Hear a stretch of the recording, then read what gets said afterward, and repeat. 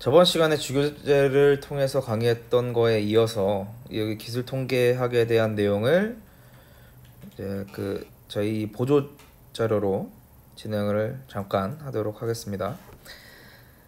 기술 통계 내용은 주교재 챕터 1에 포함되는 내용들이고요.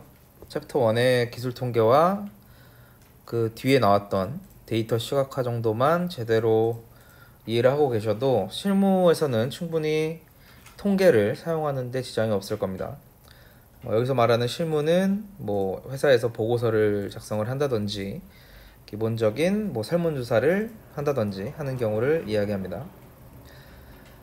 그래서 이렇게 기술 통계학을 하고 난 다음에 이런 데이터가 얼마나 믿을만한가, 이런 신뢰성을 추정하는 단계로 넘어가게 돼요. 그래서 아니면은 데이터의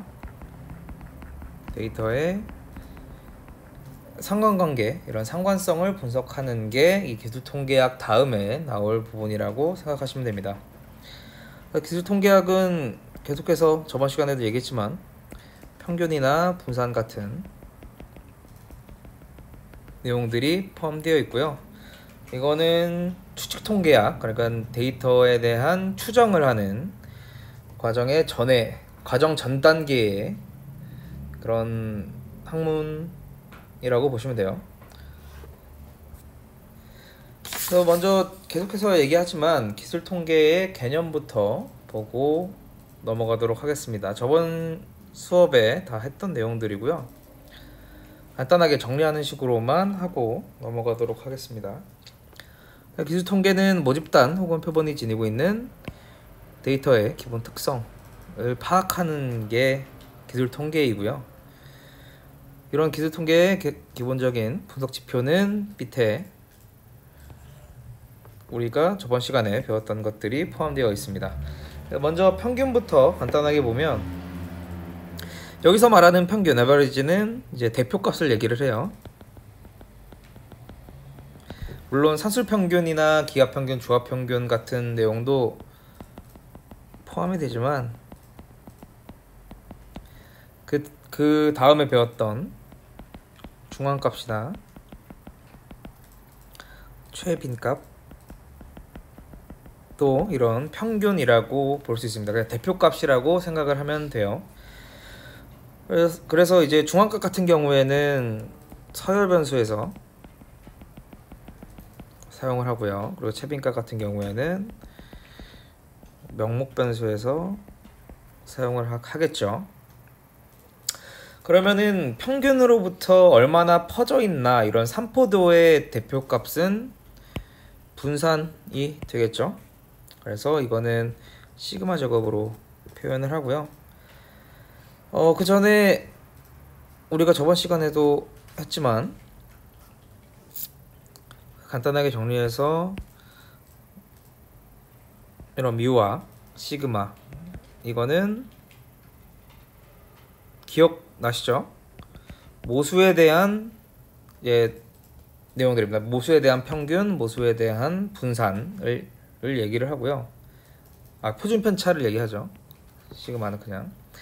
그리고 통계량에 대해서는 x바로 평균을 얘기를 하고 s로 표준 편차를 이야기합니다.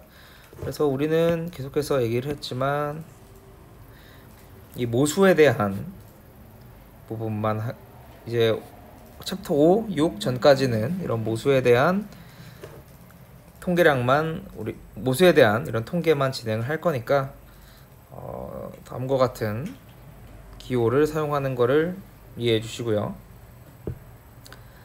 그 다음에는 이제 분산이 너무 크니까 표준 편차라는 것을 사용을 하게 되죠. 그래서 분산에 루트를 해서 스케일을 줄이기 위해서 루트를 사용을 해서 시그마라고 표현을 합니다. 그러면 그 다음에는 이제 또 분산을 가지고 산포도로 할 수 있는 게 외도가 나오겠죠. 외도는 산포도에 떨어진 정도의 3승을 해서 구하게 되고, 음수냐 양수냐에 따라서 데이터가 어느 한쪽으로 치우쳐져 있는지를 판단하는 지표입니다. 그리고 첨도는 그렇게 많이 사용이 되진 않지만 알아두시면 좋고요. 3포도에 4승을 해서 평균에 그러니까 정규 분포에서 평균에 얼마나 더 모여 있는지에 대한 그런 정도를 첨도로 표현을 하는 걸 알고 계시면 되겠고요. 뭐 최대값, 최소값은 알고 계실 것 같고 최빈값하고 중앙값은 위에서 설명을 드렸습니다. 4분위수를 알려면 그 전에 퍼센타일부터 알고 있어야겠죠. 퍼센타일 써져 있구나. 뭐 이렇게 표기를 하는 경우도 있습니다. 퍼센트에 아예 LE를 붙여서 그러면 뭐 0부터 100까지 오름차순으로 정리를 했을 때겠죠. 그래서 0부터 100까지 어디에 데이터가 위치가 되어 있냐를 퍼센타일로 표현을 하고 그 4분위수는 여기가 제1 4분위수 그리고 제2 4분위수 제3 4분위수 이렇게 표현을 하게 됩니다. 여기가 25%타일, 50%타일, 75%타일이 되겠죠. 그리고 마지막으로 변동계수는 뭐 언제 사용하는지는 저번 시간에도 얘기를 했죠. 그래서 이제 수치의 단위 때문에 뭐 비교하거나 할 때 수치 단위의 스케일이 다르면 발생할 수 있는 그런 비균등성 문제 때문에 분산이 좀 다르게 나타날 수 있죠. 그래서 우리가 저번 시간에도 얘기를 했지만 분산하고 평균으로 이 변동계수를 구한다고 했는데 평균은 보통 크면 클수록 좋은 데이터고 분산은 작으면 작을수록 좋은 데이터다 라는 얘기를 했습니다. 그래서 단위 스케일 자체가 커지면 이런 분산 자체가 커질 수 있기 때문에 더 좋은 데이터를 위해서 이런 단위 스케일을 맞추는 과정에서 이런 변동계수를 사용하게 되고요. 그런 편차 때문에 발생할 수 있는 오류를 최소화하는 데 사용이 됩니다. 그리고 두 번째는 조금 전에 말했듯이 좋은 지표, 분석하기에 좋은 지표를 탐색하기 위해서 이런 변동계수를 사용하게 돼요. 뭐 실제로는 그렇게 많이 사용이 되지는 않는데요. 이 두 가지 목적을 가지고 사용한다고 보시면 됩니다. 다음 페이지는 이제 평균과 분산인데 평균의 유형은 에버리지하고 민하고 익스펙테이션 뭐 이렇게 있습니다. 간단하게 말해서 이거는 대표값이라고 생각하면 되고요. 얘는 이제 산술평균 아니면 조화 평균 뭐 이런 것들을 얘기하죠. 그리고 마지막으로 기대값이 있고요. 뭐 산술평균, 기하평균, 조합평균이 어디서 사용되냐를 생각을 해보면 보통은 조합평균까지는 잘 쓰지 않아요. 그래서 기하평균도 잘 쓰진 않는데 기하평균을 쓰는 이유는 이제 시스템에서 우리가 분석을 할 때 뭔가 문제가 생기면 하나의 문제가 생길 때 전체의 문제로 퍼져나갈 때 보통은 이제 기하평균을 사용을 합니다. 이거에 대한 예시는 아마 이번 학기 수업할 때는 거의 사용할 일이 없어서 그냥 이렇게만 알고 계시면 될 것 같고요. 이게 뭔지는 다 알고 계시죠? 기하평균하고 조합평균하고. 그리고 기대값은 좀 더 뒤에 설명을 해드릴 거고요. 그리고 분산에서는 뭐 광해 분산 개념은 뭐 데이터 평균으로부터 떨어진 정도 3포도라고 보시면 되고요. 그래서 분산과 외도, 첨도를 이렇게 사용을 한다 정도만 알고 계시면 됩니다. 분산 같은 경우에는 뭐 시그마 i가 1부터 n까지 있을 때 xi에서 평균을 빼서 제곱한 거를 다 더하면 분산이고 얘를 세제곱하면 외도, 얘를 4제곱하면 첨도라는 것만 기억하시면 될 것 같아요. 그 다음에 공분상과 상관계수가 나오는데 이거는 우리가 주교제로 할 때 다루지 않았던 내용이죠. 보통은 이 두 가지는 공분산하고 상관계수는 보통 두 가지 이상의 데이터를 분석할 때 사용이 됩니다. 그래서 데이터 간의 연관성을 탐색하기 위해서 사용이 되고요. 보통 공분산이라고 하면 뭐 두 가지 변수가 있다고 생각하죠.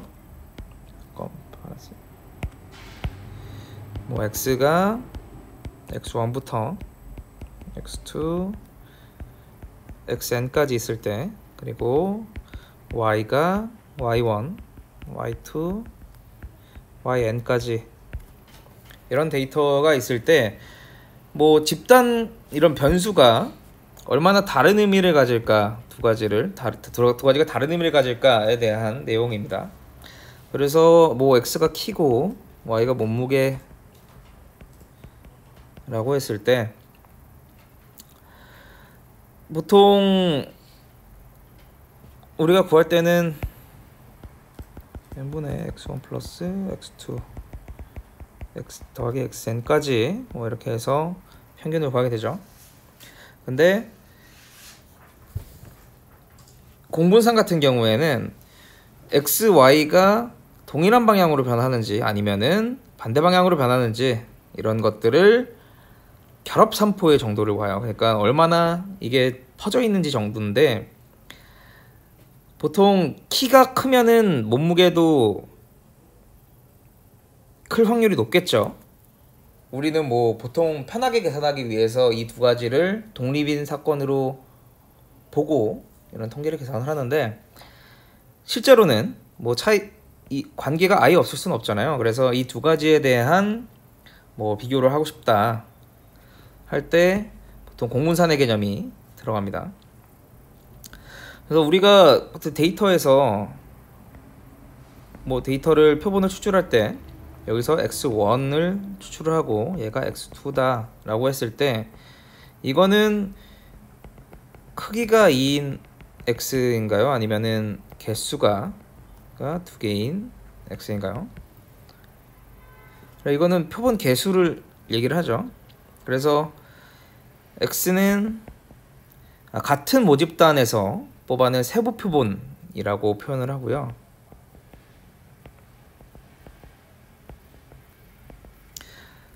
그래서 보통 표기를 x는 뭐 x1, x2 뭐 이렇게 표기를 하게 됩니다.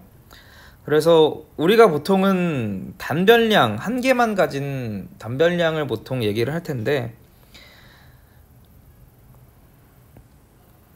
별량이 한 개만 보면 단별량이고요. 이게 두 개면 이별량이 되겠죠.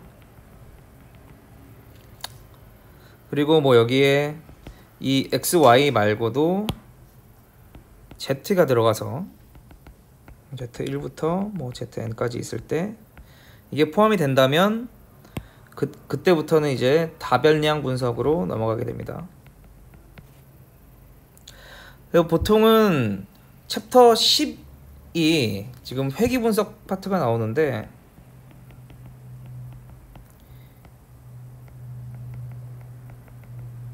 뭐 회귀 분석은 간단하게 얘기해서 여기 그림을 보면 되겠네요.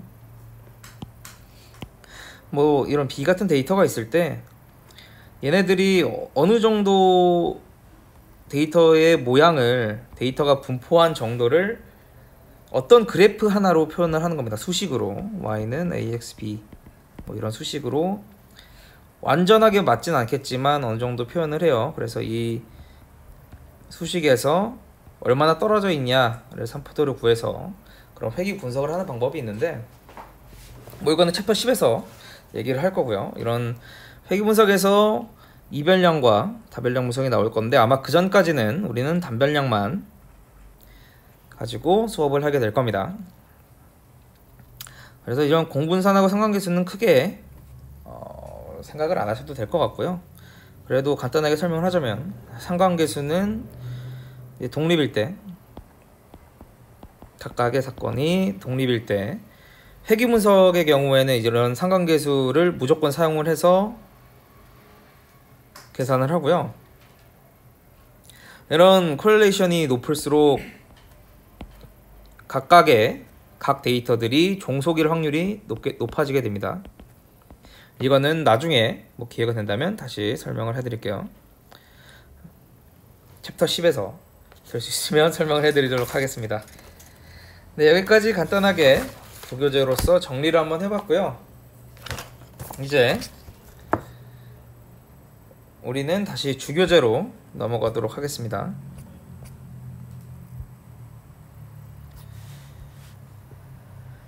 주교재 페이지 64이고요. 확률 파트입니다.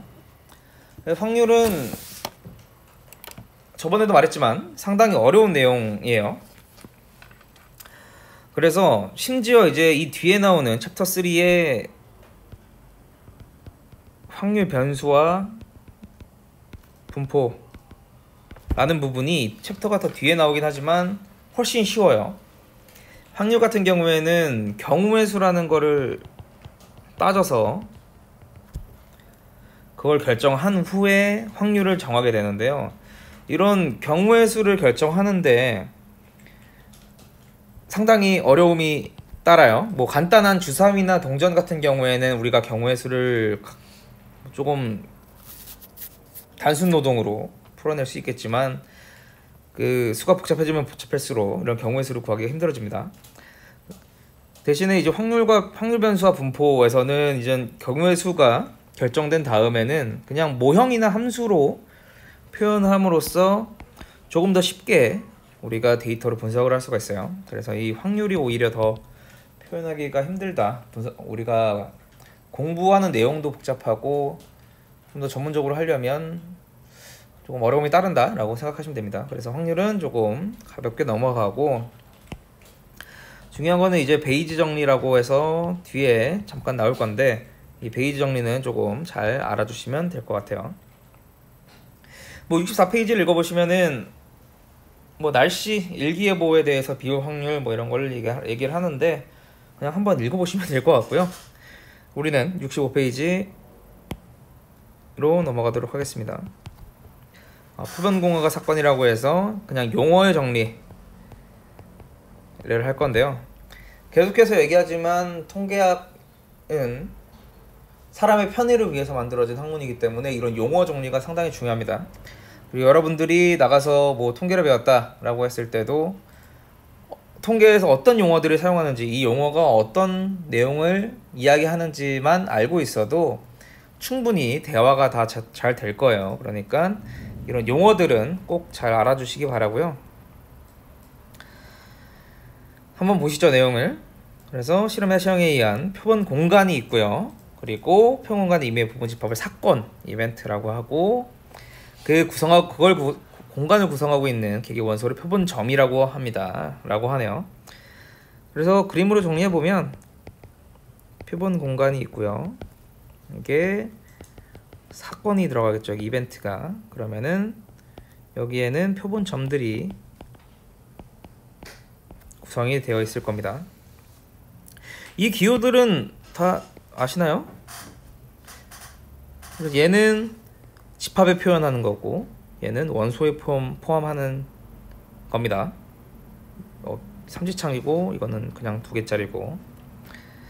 그래서 그 밑에 보시면은 각각의 사건들을 근원사건이라고 하고 뭐 전사건, 공사건 이렇게 나오는데 이거는 그냥 집합이라고 생각하시면 돼요.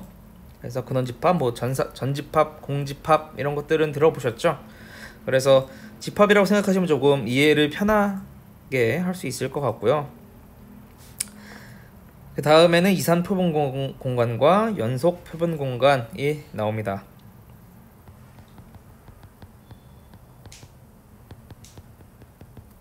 하고 연속 표본하고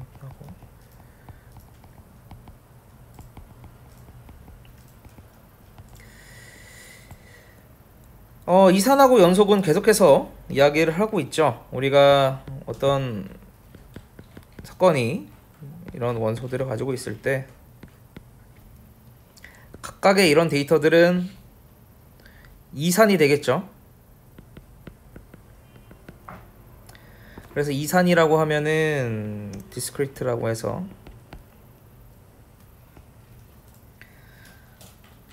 연속 같은 경우에는 continuous,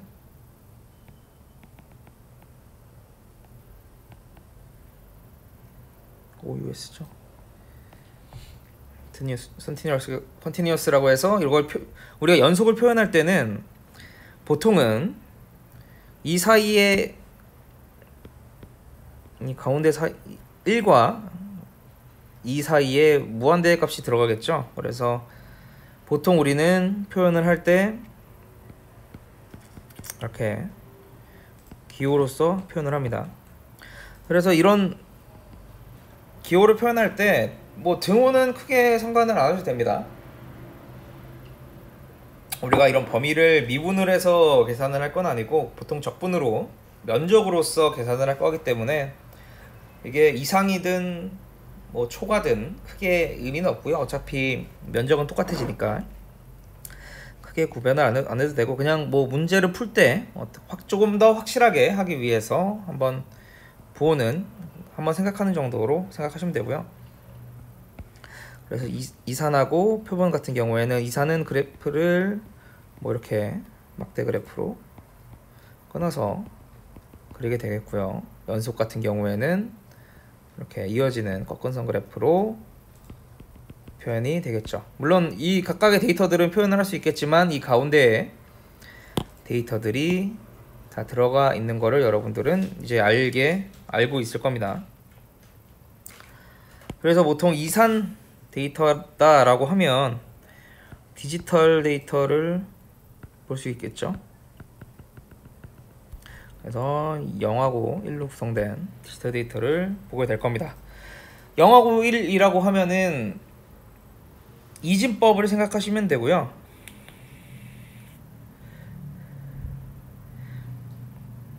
그러면 연속일 때는 아날로그가 되겠죠. 여러분들 시계 생각하시면 됩니다. 이 두 가지는 이산과 연속은 변환을 할 수가 있고요.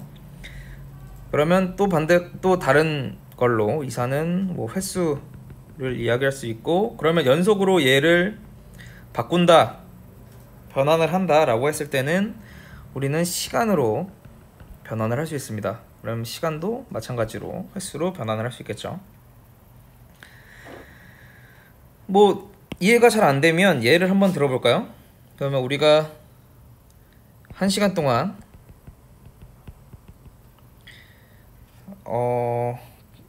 버스를 탈 때 1시간 동안 버스가 3번 온다 라고 하면 여기서는 이산 변수인 횟수가 되겠죠. 이 3이 중점적이 될 거니까.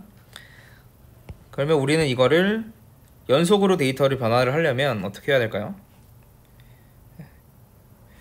그러면 20분 동안 버스가 한 번 온다 라고 하면 우리는 버스가 20분에 한 번씩 오는 것을 알 수 있을 겁니다. 그럼 이건 연속이 되겠죠. 시간이 되겠고요.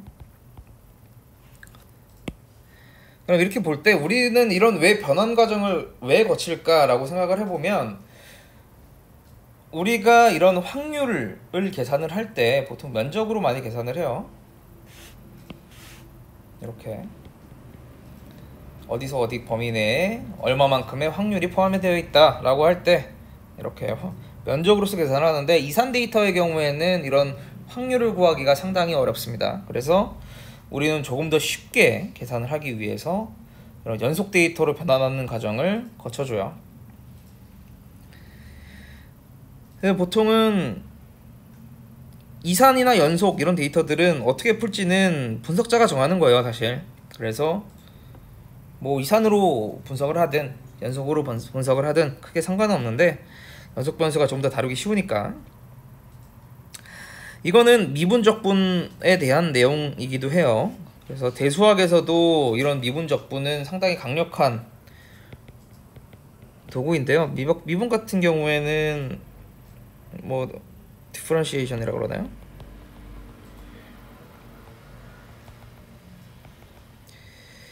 그리고 적분 같은 경우에는 인테그레이션, 인테그랄 뭐 이렇게 하죠. 그래서 이런 디퍼런시에이션 같은 경우에는 차분이라고 해서 조금 어려운 개념일 수도 있어요. 그래서 디퍼런스를 계산을 하게 돼요. 그래서 우리는 보통 이산이라고 하면은 뭐 차분 개념까지 들어가야 되기 때문에 우리는 보통 그냥 연속으로 해서 정규 분포로 해서 이번 학기에는 수업을 진행을 하도록 할 겁니다. 제가 이렇게 정규 분포에 대한 내용을 이름을 계속해서 얘기를 하는데 이거는 좀 꼭 알아주셔야 되는 내용이에요. 그래서 뭐 이렇게 이쁘게 생긴 그래프, 좀 그림은 좀 이상한데, 그래서 얼마나 떨어져 있는지, 평균은 뭔지, 분산은 어떻게 되는지 이런 것들을 정규 분포로서 계산을 하게 됩니다. 앞으로 정규 분포는 계속해서 나올 거예요.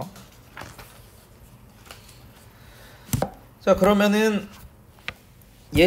페이지 66쪽을 한번 보시죠. 그러면 예제 두 가지가 있어요. 그래서 예제 2-2 같은 경우에는 이산을 어떻게 표기하는지, 그리고 예제 2-3 같은 경우에는 연속을 어떻게 표시하는지, 그런 표기법에 대한 내용입니다.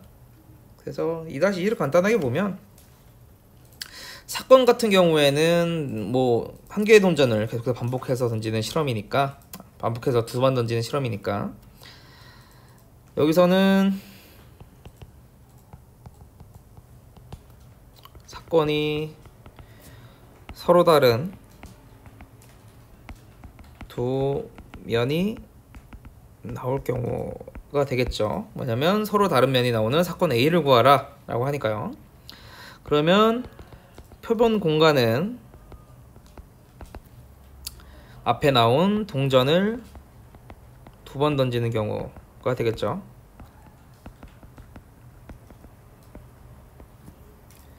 그럼 여기서 표본 점은 뭘까요?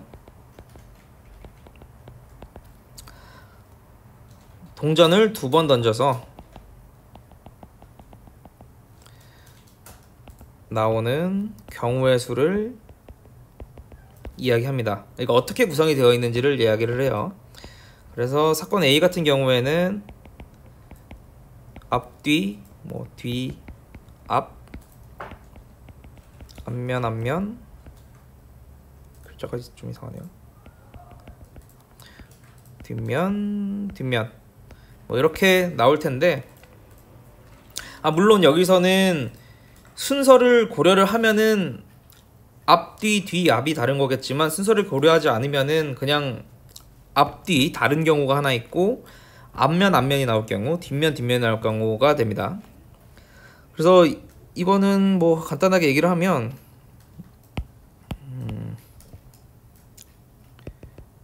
순서를 고려하냐 안 하냐 차이인데요. 그래서 이 경우가 뭐 4개가 나오냐 3개가 나오냐 차이를 보면, 4개가 나오는 경우에는 순열이라고 해서 퍼뮤테이션 들어보셨나요? 그 수학을 고등학교 때 열심히 하신 친구들은 좀 기억이 날 수도 있는데, 뭐 NP, R 뭐 이런 거 있죠. 아니면 N 팩토리얼 이런 것들을 순열이라고 하고요. 포함한 것, 순서를 포함한 것들, 그리고 포함하지 않으면은 조합이라고 해서 콤비네이션이라고 그러죠. 보통 NCR 뭐 이렇게 표현을 하고요. 뭐 이거는 그냥 이렇게 된다라는 것을 알고 계시면 될 것 같고요. 여기 내용에서 보시면은 뭐 헤드는 H, 앞면, 뒷면은 테일 T라고 표시를 보통 하기도 해요. 동전으로 하는 확률 계산 같은 경우에는. 그러면 2-3번을 보면 이제 연속의 표기 방법을 구합니다. 그래서 전구의 수명을 측정하는 실험을 할 때 전구의 수명에 대한 표본 공간을 구하여라 라고 하면, 그리고 전구의 수명이 100시간 이상 200시간 미만일 경우 사건 A의 표본 공간을 구하여라 라고 합니다. 그래서 사건 같은 경우에는 이제 수명이 100시간 이상 200시간 미만일 경우를 이야기하고요. 보통 전체 전구 수명에 대한 표본 공간 같은 경우에는 뭐 0부터 되겠죠. 그리고 뭐 안 깨진다는 전제하에 뭐 무한대가 될 수는 없겠지만 반영구적이라고 생각을 합시다. 그래서 여기서는 무한대라고 표현을 했고요. 그러면 사건 A 같은 경우에는 100시간에서 뭐 200시간 미만인 이런 표본 공간으로 표현을 할 수가 있습니다. 그러면 이제 2-4번을 한번 볼까요? 2-4번은 이산 데이터하고 연속 데이터의 관계를 알 수 있는 그런 예제입니다. 그래서 이산을 연속을 이산으로 바꾸는 이런 변환 과정을 볼 수 있는 예제니까 한번 꼭 보시기 바라고요. 뭐 이 그림 같은 경우에는 뭐 건설공학이나 뭐 역학 이런 데서 많이 보셨겠죠. 정역학이나. 그래서 뭐 그림같이 길이가 10m고 양 끝에 AB가 받쳐져 있는 고른 재질의 평면대 위에 100kg의 물체를 넣는다고 하자. 단순 지지 역할만 하고 그 발력을 구하라고 할 때 대신에 이제 뭐 물체가 평면대에 놓는 지지 합이 이제 물체 중량이 된다라고 해서 단서를 달아서 조금 쉽게 문제를 풀도록 했습니다. 그래서 뭐 여기가 0부터 여기 10m겠죠. 그리고 이게 100kg 짜리 뭔가 올라져 있을 때 여기에 발력은 어떻게 되는지 구하게 되는 겁니다. 그럼 여기서는 뭐 지지력의 합이 물체의 중량이 된다고 했으니까 RA 더하기 RB가 100이 되겠죠. 그러면은 얘가 100kg 짜리가 뭐 1m 떨어지는 곳에 놓인다고 했을 때, 그러면은 이 각각의 RA와 RB의 구성을 한번 살펴볼까요? 그러면은 RA 같은 경우에는 뭐 상자가 여기 있을 때부터 1m씩 끊어져서 뭐 이렇게 한다고 했을 때, 그러면은 0부터 10, 20, 30, 40kg 이렇게 점점 무게가 줄어들겠죠. 여기 있으면 이게 여기 100부터 시작하겠구나. 네. 죄송합니다. 그래서 100부터 90, 80, 1m씩 멀어질수록 여기에 가해지는 무게는 줄어들 거고요. 대신에 여기는 늘어날수록 점점 늘어나게 되겠죠. 이게 우리가 구하고자 하는 표본 공간에 대해서 이야기를 할 수 있게 됩니다. 그래서 RA하고 RB라고 했을 때 뭐 100,0 그리고 뭐 90,10 뭐 이렇게 표현을 하게 되죠.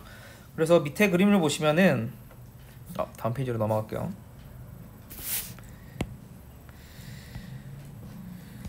이렇게 지금은 여기가 100kg이라고 하고 여기가 100kg이라고 했을 때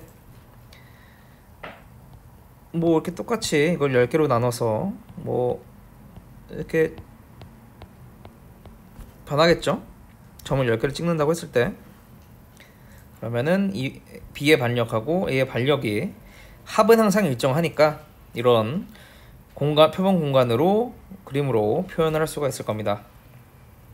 물론 여기서 추가를 해서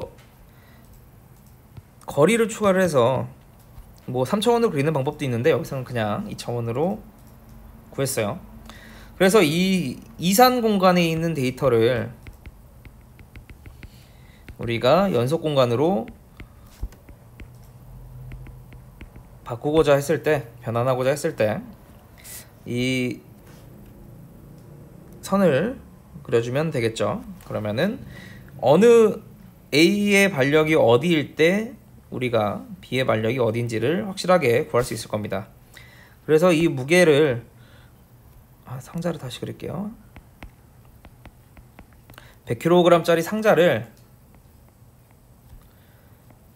뭐 앞에서 이산일 때는 뭐 1m씩 끊어서 올려놨다면 지금은 쭉 이동 경로를 추적하면서 연속으로 계산을 하게 됩니다. 그래서 100kg짜리 뭐 상자가 지나가는 흔적을 연속으로서 표현을 하게 되는 거죠.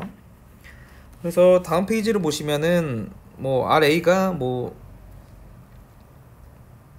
20kg에서 40kg 정도 사이에 있다고 사건을 생각하면 여기서는 20일 때는 80kg가 되겠고 40일 때는 60kg이 킬로그램이 될 겁니다. 그래서 이 사이에 범위가 있게 되는 거고요. 밑에 마지막 그림을 보시면은 아예 연속으로 표현을 하고 있죠. 그래서 평균 위에 놓이는 물체가 100kg에서 300kg 사이에 임의의 값을 가질 수 있고 어디에든 놓을 수 있다라고 한다면 어떻게 표현될까라는 거를 다음 그림으로 표현을 하고 있습니다. 뭐 이해가 좀 되시나요? 그러면은 69페이지로 넘어가도록 하겠습니다. 그러면 사건의 연산이라고 해서 여러분들은 뭐 집합의 연산이라고 생각하셔도 무방합니다.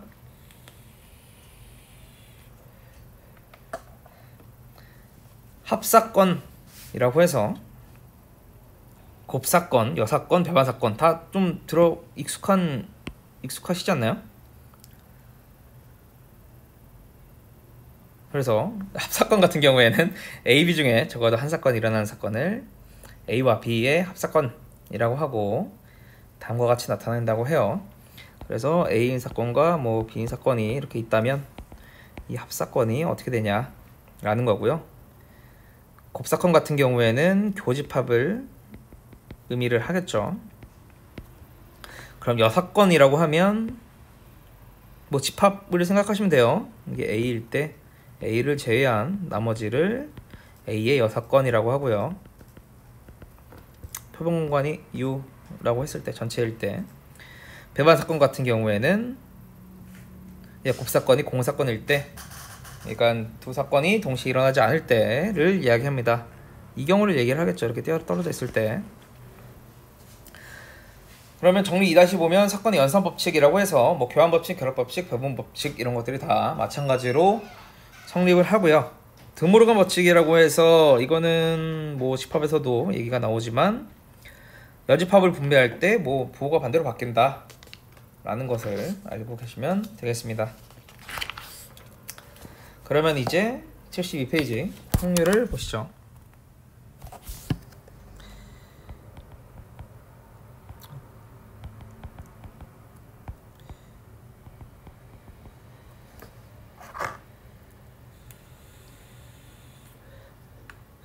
여기 라플라스하고 뭐 콜모그래프라고 해서 대표적으로 확률을 정의하는 두 사람에 대한 방법이 있어요. 라플라스 같은 경우에는 뭐 고전적으로 많이 사용하는 방법이고 콜모그래프 같은 경우에는 이런 확률 공리를 계산을 하면서 하는 방법인데 라플라스 같은 경우에는 극한을 사용을 해서 NA 있을 때 얘를 확률 A라고 해서 우리는 확률을 계산을 하고요. 뭐 A의 확률이라고 했을 때 보통 전체 이렇게 사건이 있으면 A가 얼마만큼의 포션을 차지하느냐로 확률을 보통 구하게 됩니다. 그래서 S는 모든 사건의 합을 얘기를 하고요. 그러면 모든 사건의 합을 다 합치면은 우리는 확률에서는 그 값이 1이 되겠죠. 그러면은 S의 확률은 1이 될 거고요. A의 확률은 이렇게 표현을 할 수가 있겠죠. 그래서 2-3의 확률의 공리를 살펴보면 표본 공간에서 임의의 사건 A에 대해서 확률은 이렇게 표현이 될 거고요. 그리고 전체의 합은 확률은 1이 될 겁니다. 그래서 A1, A2 뭐 여러 가지 포션으로 나눴을 때 이 각각의 사건들이 서로 배반 사건이면 다음과 같이 그 확률을 더하는 게 성립이 된다라는 겁니다. 그러면 우리는 확률의 성질을 또 봐야겠죠. 페이지 73페이지입니다. 확률의 성질은 집합의 성질하고 같다고 보시면 돼요. 그래서 1번, 2번, 3번, 4번 뭐 답선 정리까지 다 아실 거라고 생각을 하고요. 덧셈 정리 같은 경우에는 뭐 배반 사건이 아닐 경우에 뭐 A 합집합 B의 확률은 이제 A 확률과 B 확률을 더하고 거기에 A교 B의 확률을 빼면 되는 거고요. 이게 반대로도 성립이 되겠죠, 당연히.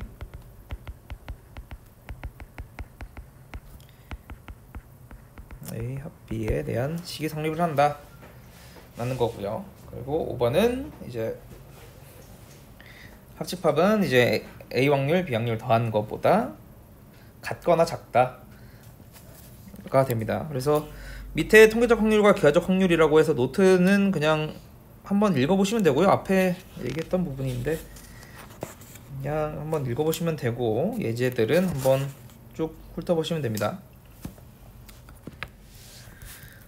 예제 2-10번 같은 경우에는 뭐 두 사건의 합사건과 곱사건의 확률을 각각 구하여라 라고 하는데 뭐 푸실 수 있겠죠. 제가 아까 확률은 면적으로 구한다고 했었죠. 그래서 여기 300이고 그 아까 그 이동하는 그 그림 물체를 이동하는 그 그림이라고 생각하시면 돼요. 그래서 조금 삐뚤은 것 같아서 기분이 나쁜데 100이라고 했을 때 A 플러스 B가 이 사이에 표본관을 갖게 되겠고요. A 같은 경우에는 100보다 크고 B 같은 경우에도 100kg보다 큰 부분을 구하면 됩니다. 그래서 보면은 100kg일 때 여기는 200이 되겠죠. 그리고 여기도 100일 때 여기도 200이 될 거고 그러면은 우리는 이 면적에 대해서 확률로서 구하면 되는 겁니다. 그래서 합사건과 곱사건은 한번 구해 보시면 되고요. 이 문제는 한번 풀어보시면 좋을 것 같아요. 그러면 우리는 섹션 3 페이지 77쪽에 조건부 확률로 넘어가도록 하겠습니다. 혹시나 문제 풀 때 모르겠으면은 저한테 메일을 보내주세요. 보통 LMS는 잘 확인을 안 해서 아니면 LMS 질문 게시판에 올려주시던지 하시면 제가 답변을 달아드리도록 하겠습니다.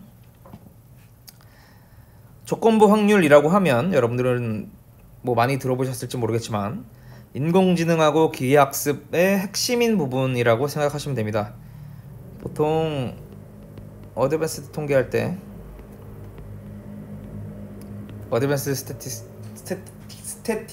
스태티스틱이라고 하는데 네, 발음이 잘 안 되네요. 보통 우리는 인간공학 배우셨죠? 그리고 뭐 안전관리학 여기서 나오는 정보이론은 기억이 안 나시겠지만 다 배우셨을 거예요. 그래서 정보이론에서는 이런 조건부 확률을 많이 사용을 하고요.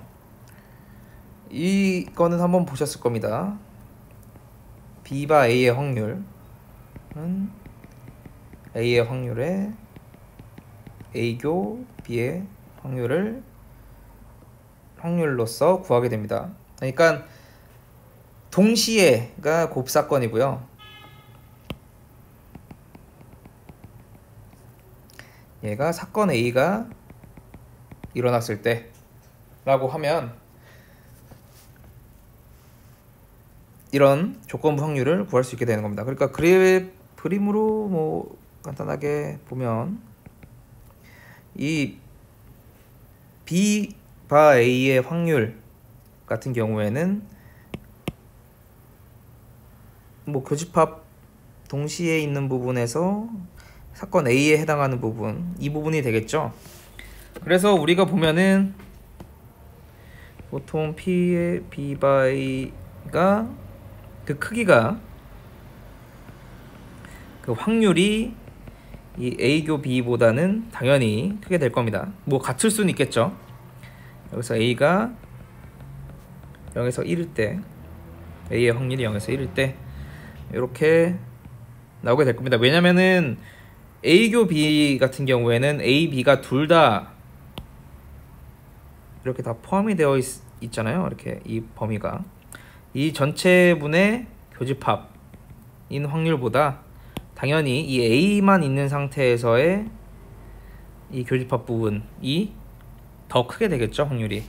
이렇게 이해하시면 되고요. 뭐 조건부 확률을 보통 얘기를 할 때 몇 가지 증언들이 있습니다. 그래서 뭐 정한일 같은 경우에는 A와 B가 동시에 일어날 확률을 얘기를 하고요. 보통은 논리 스테이트먼트라고 그래서 우리말로 하면 이게 증언 뭐 이런 거였더라고요. 그래서 그냥 논리 스테이트먼트라고 보통 얘기를 해요. 그래서 증언 2 같은 경우에는 A가 일어났을 때 B가 일어날 확률을 얘기합니다. 보통 이 두 가지를 봤을 때 A와 B가 동시에 일어날 확률하고 A가 일어났을 때 B가 일어날 확률, 이 두 가지의 차이점은 어떤 건지 아시겠죠? 동시에 일어나냐 아니면 순차적으로 일어나냐, 순서, 시간 이런 차이가 있습니다. 결국 A와 B가 둘 다 일어나는 거는 맞고요. 그 단지 A가 먼저 일어나고 B가 일어나는 그 확률을 이야기를 해요. 그래서 우리가 사고가 났을 때 어떤 시간에서 A와 B가 동시에 사고가 일어나냐 아니면은 시간의 흐름상 여기서 A라는 사건이 발생했을 때 그 다음에 B가 일어나냐, 이런 그냥 순서 시간상의 차이만 있을 뿐입니다. 그리고 보통은 죄송합니다. 보통은 고장 확률 분석이나 위험 확률 분석 이런 것들을 할 때 조건부 확률을 많이 사용을 하고요. 그래서 P의 B 바 A 같은 경우에는 좀 현실적인 확률 모형이라고 해서 이런 조건부 확률을 활용을 해서 우리는 베이지 확률을 만들게 됩니다. 뭐 우리가 만든 건 아니지만 우리는 공부하게 될 겁니다. 그래서 조건부 확률을 조금 이해를 하실 필요는 있어요. 잠시만요. 이쪽 돌아가네. 뭐 그러면 78페이지를 보면은 뭐 조건부 확률의 공리라고 해서 이제 B 확률이 0이 아닐 때 사건 B에 대해서 다음과 같이 성립을 한다고 해요. 뭐 1번과 2번은 뭐 읽어보시면 이해하실 거고, A1과 A2가 교집합이 공집합이면 배반, 그러니까 이 말은 A1하고 A2가 배반 사건일 때라는 걸 얘기합니다. 그래서 뭐 그림으로 그리면 A1이 있고 A2가 있을 때 B가 조건부 확률로 들어가면 여기와 이 부분을 이야기를 하겠죠, 이 수식들은. 그래서 이거 A1의 B 부분과 A2의 B 부분을 합하는 거는 그냥 더하면 된다, 확률은. 이게 배반 사건일 때 이런 게 된다 라는 거고요. 그 다음에 예제 2-13은 그냥 한번 간단하게 눈으로만 보셔도 조건부 확률이 뭔지 이해가 되실 겁니다. 그래서 오늘 비가 올 확률이 60%고 내일 비가 올 확률이 오늘 비가 내일 비라고 했을 때 오늘 비가 올 확률이 60%고 내일 비가 올 확률이 50%다 라고 했을 때 B바 A를 구하여라 라는 간단한 문제예요. 당연히 오늘과 내일 이틀 동안 비가 올 확률이 40%라고 하면 둘 다 오는 거니까 A교 B를 0.4가 되겠죠. 그래서 이거를 구하게 됩니다. 물론 간단하게 봤을 때 오늘 내일 둘 다 비가 왔을 때 그러니까 오늘 비가 오고 내일 비가 올 확률은 조금 더 크겠죠. 한번 보시면 간단하게 이해가 될 겁니다. 그리고 페이지 81페이지 곱셈 정리라고 해서 곱셈 정리 같은 경우에는 두 사건의 확률이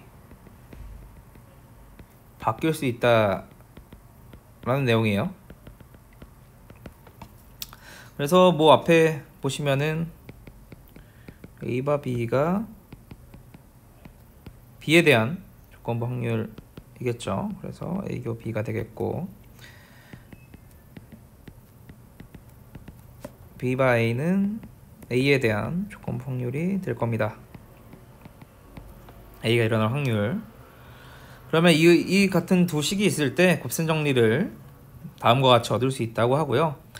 이 곱셈 정리가 중요한 이유는 둘 중에 뭐 어느 게 먼저 일어났든 둘 중에 하나의 순서만 알고 있어도 우리는 이 내용을 조건부 확률을 풀 수 있다는 겁니다. 그래서 밑에 일반적으로 사건 A1, A2, AN에 대해서 다음이 성립한다 라고 해요.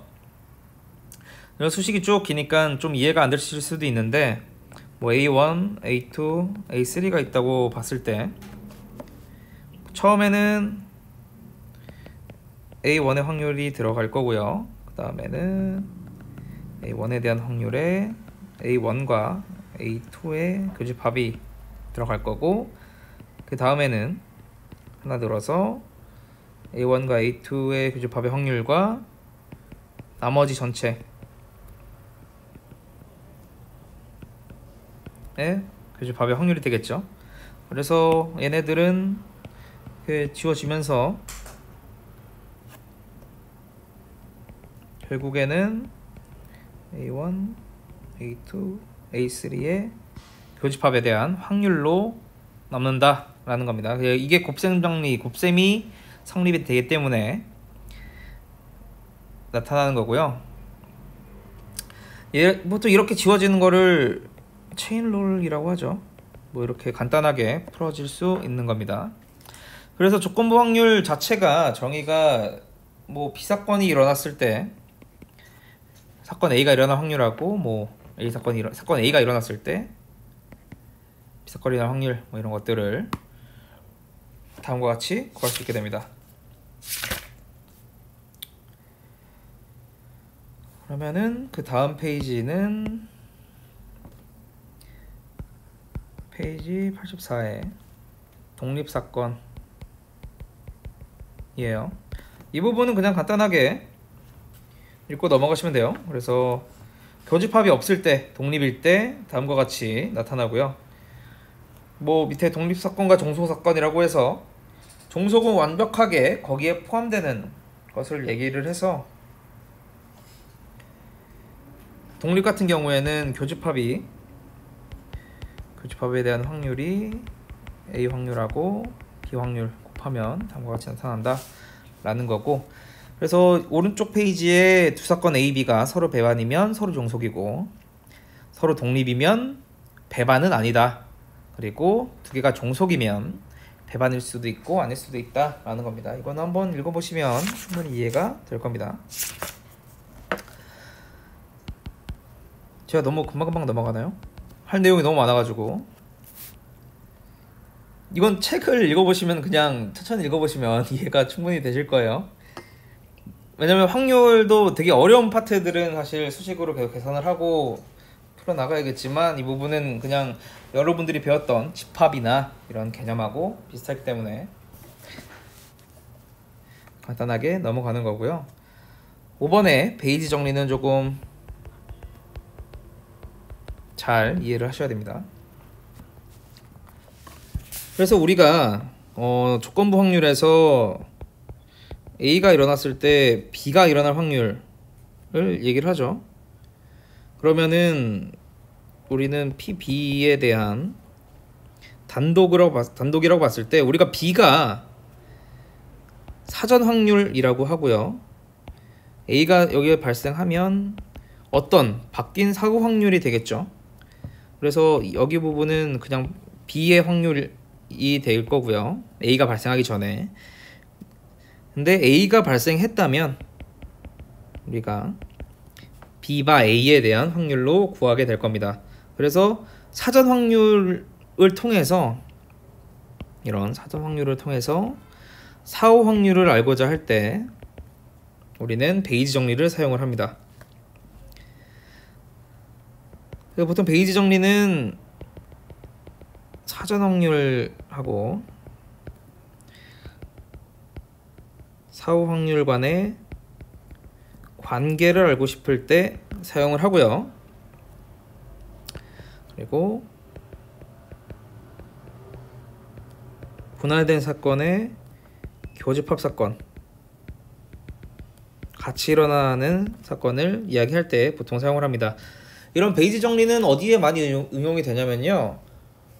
간단하게 생각해 보면은 우리가 병원 갈 때를 한번 생각을 해보죠. 우리가 뭐 어떤 증상이 있어서 내 몸의 건강 상태가 변했다라고 했을 때 위에 그림을 보시면은 뭐 여기 그냥 그릴게요. 건강이 있겠고요. 어떤 증상 A가 있을 때 A가 갑자기 발생을 했어요. 그러면은 건강에 어떤 변화가 생기겠죠. 그래서 이런 것들을 우리는 어떤 선후관계, 이런 조건부 확률의 관계를 통해서 이런 베이지 정리를 구하게 되는 겁니다. 그래서 어떤 증상을 통해서 이 병명이 무엇인지, 아니면은 이런 병명을 통해서 어떤 증상이 있는지를 구하게 되는 게 베이지 정리예요. 보통 병 같은 경우에는 우리 병원을 가면 의사 선생님이 뭐 어떤 증상들이 있어요 이렇게 물어보고, 내가 열이 나고 뭐 목이 아프고 뭐 배가 아픕니다 이러면 아 코로나입니다 라고 병명을 진단을 하는 것처럼 보통은 증상을 통해서 병을 보통 계산을 하는데, 뭐 다른 예제를 든다면 그 반대의 경우도 가능을 할 겁니다. 그래서 A 때문에 B가 어떻게 바뀔까? 아니면은 뭐 건강이 바뀌었을 때 A가 뭔가 라는 거에 대한 게 베이지 정리라고 생각하시면 돼요. 조금 더 이해를 돕기 위해서 이 베이지 정리에 대한 세부적인 내용을 한번 보시죠.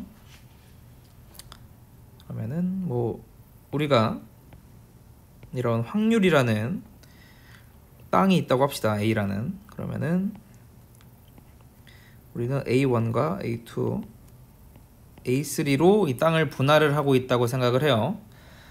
그러면은 여기서 이 A1, A2, A3에 전체적으로 나타나는 어떤 사건 B에 대해서 이거는 분할된 사건이라고 볼 수 있겠죠.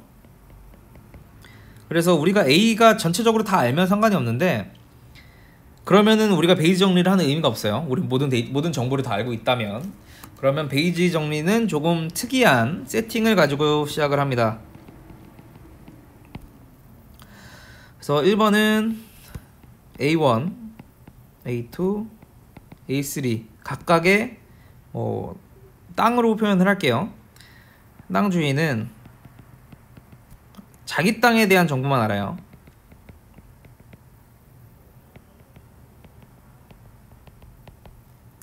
그래서 이 A1은 이 부분, A2는 뭐 이 부분, A3는 이 부분에 대한 확률만 알고 있습니다. 근데 이 전체 땅에 대한 A는 A 전체 지주라고 하죠. 이 소장농이라고 해야 되나요? 아무튼 이 A는 A1, A2, A3의 각각 세부적인 정보는 몰라요. 이 B 사건을 어떻게 갖고 있는지는 정보는 모릅니다. 대신에 이제 그 각각의 땅의 분포는 알고 있겠죠.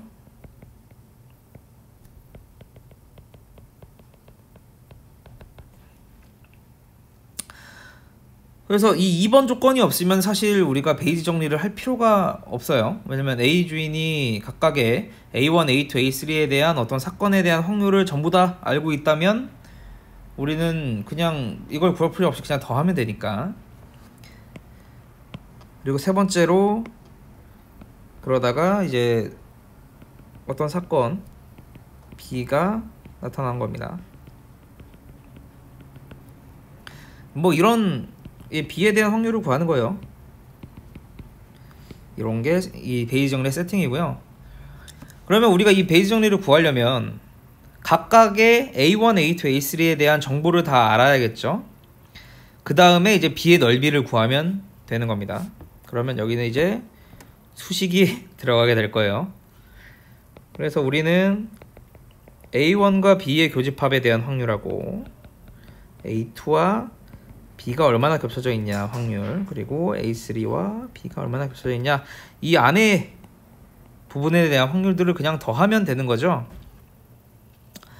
그러면 이거는 B 바이의 A에 대한 확률과, 그러면 이렇게 이거는 조건부 확률이죠. 이러면은 PA는 전체니까 1이 되겠죠. 그래서 A 교 B의 전체 확률이 되겠고, 얘는 결국에는 PB가 될 겁니다. 그래서 우리는 이 PB가 뭔지를 구하게 되는 거예요.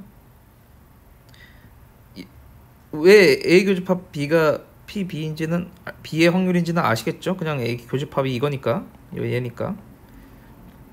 얘를 어떻게 구하냐 라는 거예요. 그래서 한번 보시면은 문제가, 예제는 조금 이따가 풀어보고요.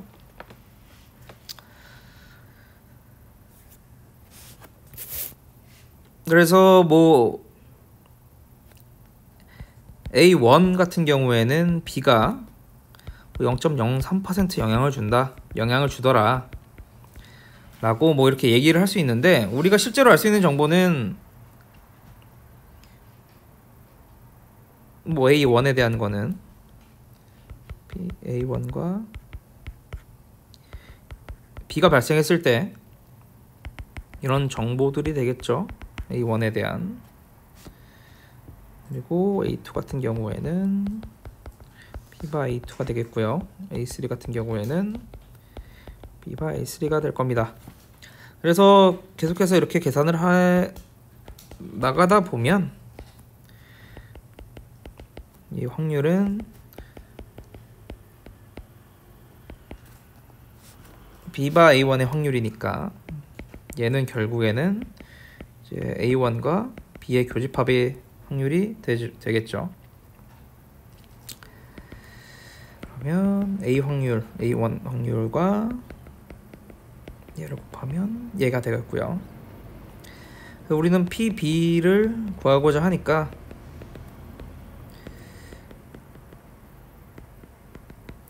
이거 더하기 각각의 세부적으로 들어있는 것들을 다 더하면, 제일 처음에 설명을 했어요. 이걸 더하면 우리가 원하고자 하는 B의 확률을 구하게 되는 거예요. 그러니까 결과적으로는 우리는 B바 A의 확률과 A바 B 확률, 베이지 정리를 통해서 이 두 개를 다 알 수 있게 되는 겁니다. 그래서 우리가 B가 일어났을 때 A1이 일어날 확률에 대해서 이렇게 구하니까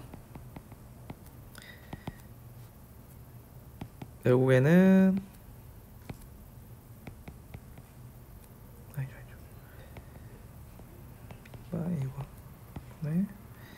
B의 확률이 될 거고요. 그러면 이쪽 부분이 A1 땅에서 B가 일어날 확률이 포함이 되어 있잖아요. 그래서 이 A와 B가 교환되는 것하고 B를 통해서 A를 구하게 되는 것, 이게 베이지 정리의 핵심이라고 생각하면 됩니다. 그래서 예제 2-21번을 보면은 페이지 90페이지예요.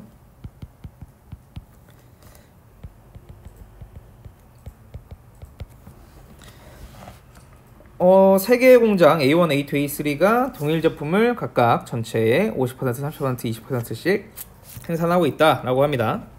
그래서 각각의 분량품을 6%, 3%, 2%인 거는 알고 있어요. 근데 전체 제품의 분량률은 알 수가 없는 거예요. 그래서 어떤 소비자가 하나를 구매한 게 불량품이었을 때 A1 공장 제품의 확률을 구하는 겁니다. 우리가 이런 것들은 실제로 제품 불량률을 구할 때는 상당히 중요한 것일 수 있어요. 뭐 공장이 여러 군데 있는데 어디에 불량품이 계속 나오는지를 찾아보다가 이 불량품은 어느 공장에서 나왔더라, 이런 것들을 확률적으로도 구할 수 있는 방법입니다. 그래서 증상이 뭐 여러 가지 있을 때 이거를 통해서 병인 B를 진단을 하게 되는 거죠.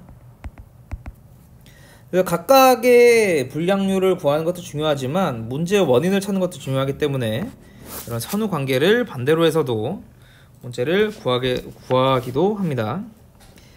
그래서 다시 뭐 간단하게 설명을 하면, 여기가 뭐 위궤양이고 여기가 위염이고 여기가 식도염이다 라고 했을 때, 이런 증상들이 있으니까 이 환자는 소화불량일 확률이 몇 %더라 라든지, 아니면은 뭐 이 환자는 뭐 술을 끊어야 된다더라, 뭐 이런 확률들이 나오게 될 겁니다. 그래서 이런 베이지 정리는 뭐 수식을 계속 복잡하게 할 수도 있지만 영역법이라고 해서 이런 영역을 두고 뭐 A1, A2, A3일 때 뭐 50% 확률을 30% 확률, 20% 확률 뭐 이렇게 해서 뭐 0.5에 불량률 곱해서 0.3에 불량률 곱하고 전체 확률에 뭐 이렇게 곱해서 이거를 그냥 다 더하는 식으로 해서 전체 불량률을 구할 수도 있어요. 그래서 이 예제 2-21번에 대한 내용들은 한번 손으로 여러분들이 풀어보시기 바랍니다. 그러면 이렇게 우리는 베이지 정리까지 확률에 대한 내용을 다 마쳤고요. 다음 수업은 확률 변수와 확률 분포를 진행하도록 하겠습니다. 네, 수고하셨습니다.